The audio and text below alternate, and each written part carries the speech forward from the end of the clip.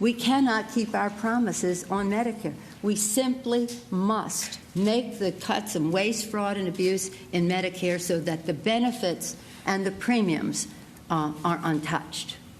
We owe it to our seniors. We owe it to our country.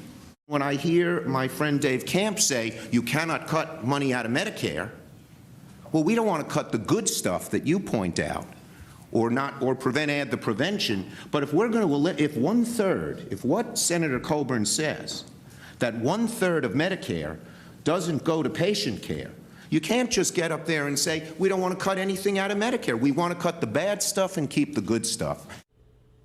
Right.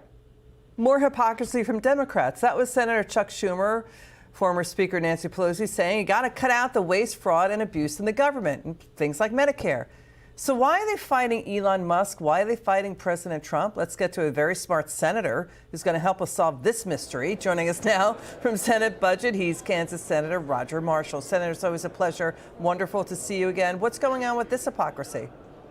Well, Liz, it's great to be with you again. And I'll just start out by pointing out to your listeners that last year, Medicare issued about $100 billion of improper payments. Look, President Trump, I'm up here, Republicans are here to save Medicare. We want it to deliver great health care, but we don't want money to be wasted. Maybe if we could take some of that money that we're going to save, maybe we can help more with their prescription drugs. But the hypocrisy is, as you pointed out, once upon a time, the Democrats wanted to go through this waste, fraud, and abuse, but the Republicans are actually the ones that are doing it. I mean, the Inspector General for Social Security found $72 billion in improper payments from fiscal years 2015 to fiscal 2022. Then it exploded under Joe Biden. We saw a number, $500 billion in improper payments that went out the door under Joe Biden. So that means higher taxes for everybody to pay for that waste, right?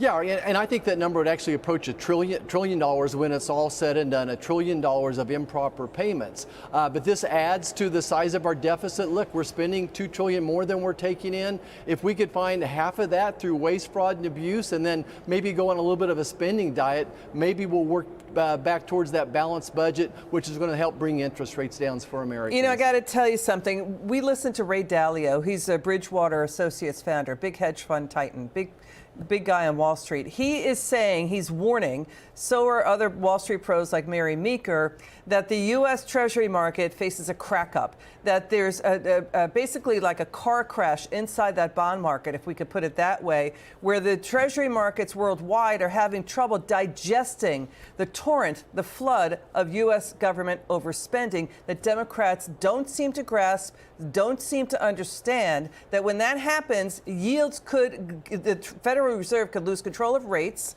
We're not being, paranoid crazy here, but these are the scenarios being played out on Wall Street. The Fed loses control of the bond yield. Those bond yields start gyrating around, and then the dollar gets devalued. That's an issue that Ray Dalio and Wall Street pros are now warning that Democrats have been totally deaf to. What do you think? Yeah, so we're approaching that cliff. We don't know when it's going to get there, but we're not going to let that happen. Right now, we're going to turn this ship around. We're going to get rid of the fraud, waste, and abuse and work towards a balanced budget. Tomorrow, we're sitting down with President Trump to figure out how we're going to do it.